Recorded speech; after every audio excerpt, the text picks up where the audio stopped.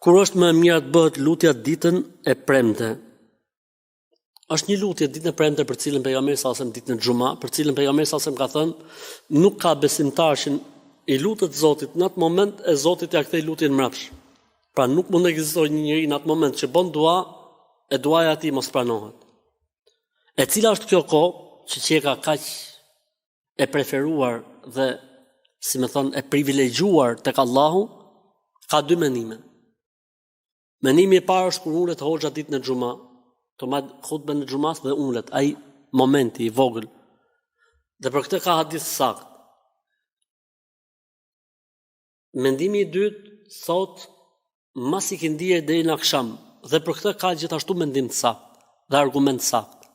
Pra të dyja mendimet kanë argument të sakt, si ai që thot kur ulet, si ky që thot mas i kindije deri në akşam. Për këtë arsye kjo ora ose jo ora, kjo koha është koha 1 dhe koha 2. Koha 1 kur ulet imami dhe koha 2 nga ikindia deri në akşamin e ditës xuma. Është e papërcaktuar. Pra ti mund të lutesh nga ikindia deri gjysore mas akşamit, dera hapet i gjysore, si thash, ti lutesh nga ikindia deri i gjysore para akşamit, ndërkohë që dera e pranimit të lutjes dhe mos refuzimit hapet i gjysore para akşamit. Qartë? Ose ti për shembull lutesh i gjysore mas ikindije deri në akşam, ndërkohë që koha ka qenë nga ikindia deri i gjysore. Është e papërcaktuar. Pse është e papërcaktuar? Ai që ka hall si ndahet. Pa dish do thotë njeriu nga ikindia deri në akşam të bëj dua dhe lutje, çfarë ndodh me zemrën e tij, çfarë ndodh me shpirtin e tij, çfarë ndodh me imanin e tij, çfarë ndodh me gradacionin e besimit të tij, jekinit të tij, sigurisë të tij, varfërimit të tij përpara Allahut.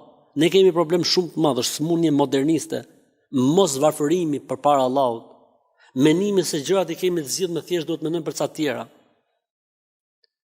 Dhe goditja më e madhe që neve na vjen në jetë është nga smundja e mos varfërimit përpara Allahut. Nuk ndjehemi ne të varfër dhe në mëvitar për Allahun.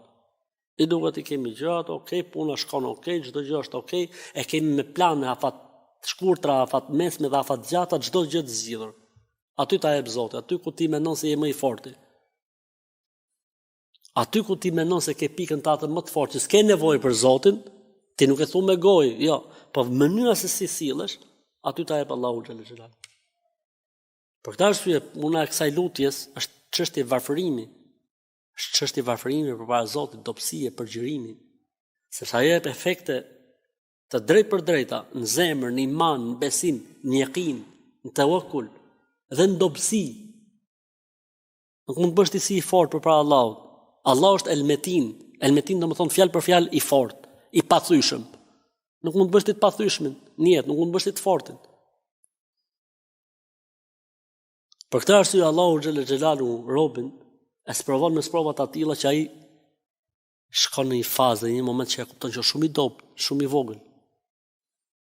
Sepse e merr rotina e jetës, e sprovon Allahu me të mira, saqë njeriu mendon se ka situatën në dorë. Kush i di që ke situatën në dorë? Wala takinni ila nafsi satha tarfat ayn. O Allahu Zot, mos ma mundso që të mbështetem tek vetja ime sa hape mbyll syt. Pejgamberi i Zotit. O Allah, ma mundso që mos mbështetem tek fuqitë e mia, tek eksperiencat e mia, tek përvoja ime, tek dija ime, tek diploma ime, tek certifikata ime, tek pushteti im, tek fam as sa hape mbyll syt. Sa ne nuk kemi hapë mbyll syt, ne jemi me orë dhe me ditë të tëra dhe me javë dhe ndoshta muaj të tërë që s'na intereson asgjë. Kemi shumë kapituj, unë edhe ti bashkë me mua, ndoshta, që i kemi shumë kapituj në jetë mbyllur, thjesht po mendojmë për ca kapituj tjerë. Dhe duket sikur ne jemi kompetent në çdo gjë. Për këtë arsye la haula wala quwata illa billah ka peshë aq të madhe tek Zoti i gjithësisë, sepse e zhvesh njeriu nga çdo lloj fuqie dhe pushteti dhe mundësie që mund t'i atribuojë njeriu vetes tij në raport me jetën, raport me suksesin, raport me pushtetin dhe raport me gjithçka.